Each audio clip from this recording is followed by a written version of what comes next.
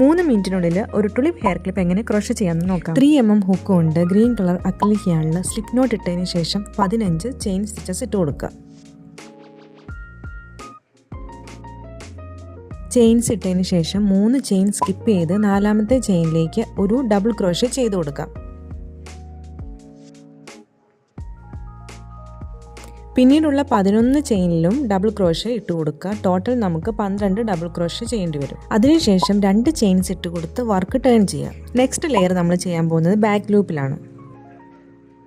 First chain skip ചെയ്തതിന് ശേഷം next ചെയിനിനകത്ത് ഒരു ഡബിൾ ക്രോഷേ ഇട്ട് കൊടുക്കുക. ദെൻ 2 ചെയിൻ, ഒരു ഡബിൾ ക്രോഷേ കൂടി ആ സെയിം ചെയിനിലേക്ക് ചെയ്തെടുക്കാം.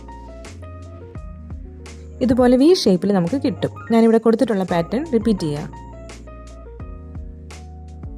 ഈ റോയിൻ്റെ ചെയ്യാനായിട്ട് 2 ചെയിൻസ് ഇട്ട് കൊടുത്തതിന് ശേഷം താഴത്തെ ലെയറിലെ ചെയിൻ സ്പേസിലേക്ക് ഒരു സ്ലിപ്പ് സ്റ്റിച്ച് ഇട്ട് കൊടുത്താൽ മതി.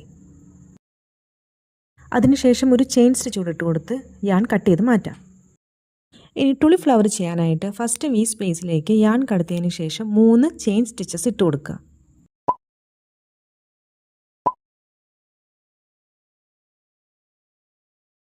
ആ സെയിം സ്പേസിൽ തന്നെ 4 ഡബിൾ ക്രോഷേ ചെയ്ത് കൊടുക്കുക. ആദ്യം നമ്മൾ ഇട്ട് കൊടുത്ത 3 ചെയിൻസിനെ ഡബിൾ ക്രോഷേ ആയിട്ട് കൺസിഡർ ചെയ്യുകയാണെങ്കിൽ ടോട്ടൽ 5 ഡബിൾ ക്രോഷേ നമ്മളിവിടെ ചെയ്തെടുത്തു. ഇവിടെ നമ്മൾ പോപ്കോൺ സ്റ്റിച്ചാണ് ചെയ്യാൻ പോകുന്നത്. ഇനി അവിടെ തന്നെ 3 ചെയിൻസ് ഇട്ട് കൊടുക്കാം. ഇനിയുള്ള 3 വി സ്പേസിലും ഇതുപോലെ പോപ്കോൺ സ്റ്റിച്ചസ് ഇട്ട് കൊടുക്കുക. ബാലൻസ് വന്ന ഞാൻ ഹൈഡ് ചെയ്ത് വയ്ക്കാം.